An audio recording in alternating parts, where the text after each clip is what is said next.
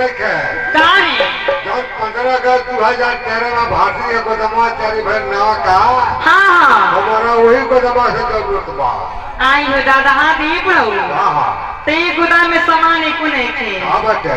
बाप रे गोदाम में तो खाली बड़की बड़की बुलडोजर बाई बुलडोजर पैसा हाँ हाँ दे ये बुलडोजर के फील्ड में पड़ब तो चपाइले रह जाइबा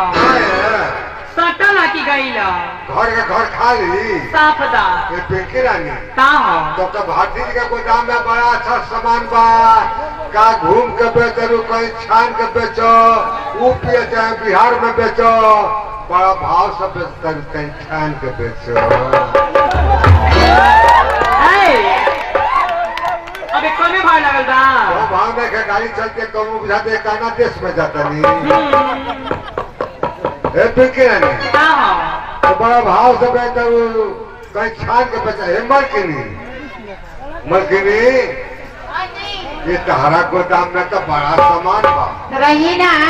तहरा गोदाम में तहर मेल के सामान बा ये बड़ो बाबा हाँ ये बड़ा जमाना पूर्वक नहीं थे लोग पूर्वक नहीं थे हाँ जल मेल ना लगा तले बिजनेस ना चले ना चली किलो तक जो बोरा में कस के गोदाम में रख दिया हाँ तो तहरा गोदाम में तहर मेल के सामान बा ये मलकिनी बोली आप कहो ना छोटकी सामानों के कितना दाम बा ए बुढ़ा हुआ छोटकी से क्या करे पाओ हाय देख लोगी सारा के छान कल मैंने छुटकी के पसंद कल मैंने काहे दी ना पसंद करे अपने भर्ती मुताबिक पसंद करे अगर बड़किन के भर्ती ना के तो लिया दियाई तो छोट सामान बा कम भर्ती में फरिया जाई और लिया जाए तो हमारा बुरी समय का सहारा हो जाए। अच्छा जब छुटकी पसंद दिया एगो काम ना करे हाँ कौमे भर्ती में से अगर बड़की में से दे जाओ तो ना लेके जाए बड़की ना चाहिए कहा है बड़की ले जाए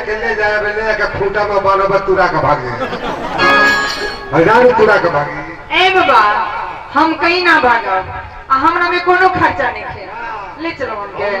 तारा में खर्चा नहीं किया तारा में जितना खर्चा बा उतना खर्चा मुताबिक हम जुटबे न कर। अच्छा जब छुटकी पसंद दिया तो ये अपन दाम खुदे बता दी मजा वाली हाँ बोलेली हाँ जी बोले नहीं ना तब हो मजा वाली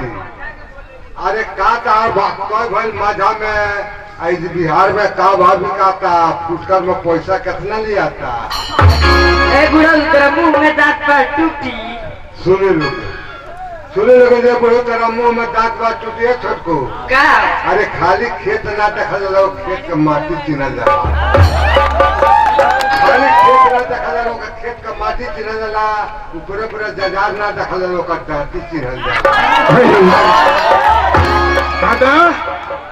अब कितना रुपया खर्चा करे बाबा बस के लेके जाए बस करने के लिया जाए तो मानी जाए चलिए दोस्तों आंख में जो आंसू है कौन किसका सारी है आंख में जो आंसू है कौन किस